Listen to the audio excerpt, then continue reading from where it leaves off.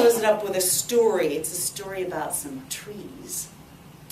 So in my neighborhood, which is very nondescript, working middle-class neighborhood in San Jose, we have a lovely little elementary school on whose street in front is lined with 5 enormous shade trees that have been there since the development and the school were built in the early 1970s. Just 2 weeks ago, we were walking our kids to school and driving our kids to school and biking our kids to school when we noticed that there were tree removal signs posted on every single one of these 5 large shade trees in front of the school. And people were grumbling and noticing the brightly colored signs and grumbling to each other under their breath, "This is madness, you know what it is. How can they do this? This is stupidity. Someone should do something about this." One dad came up to me and said, "You live in this neighborhood." He doesn't live in the neighborhood, but he brings his kids in for the school. You need to do something about this." And so someone did do something about it.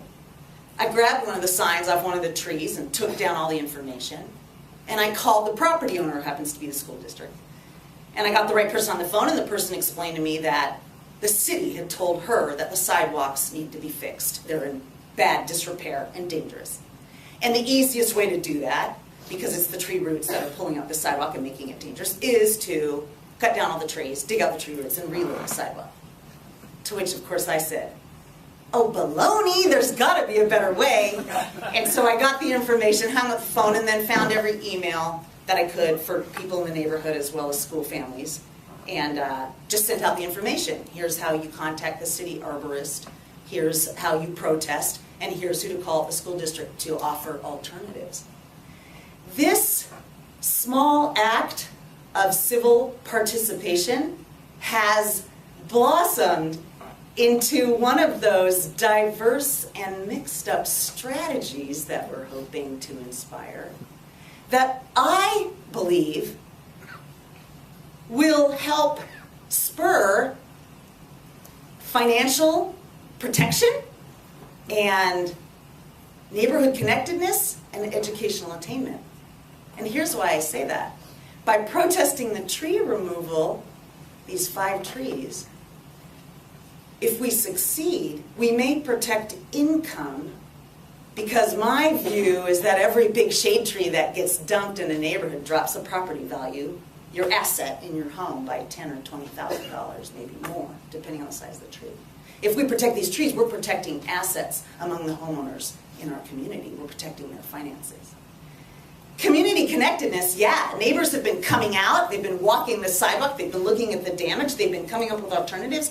One of our neighbors called another neighbor who's a concrete worker and said, "Can you bid on this project in a way that's going to keep the trees?" That neighbor came out, started looking at the sidewalk, said, "Yes, I'm going to bid on this project with the least possible cost to the school district so we can keep the tree roots and keep the trees standing." Educational attainment? Oh yeah, you bet. Some of the teachers got wind of the issue and took the problem into their classrooms. And now, let me read you what first grader Noah had to say about it as he was illustrating, drawing, and writing in his 6-year-old hand to the city arborist. "My name is Noah. I speak for the trees. And if you would listen, hear if you please." And then he submitted his little picture of a tree, the axe in his school.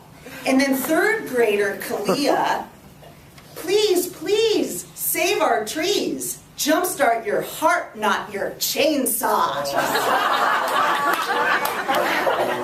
So our kids are in there having their English language arts and art lesson, right? Saving our trees, that's educational attainment right there.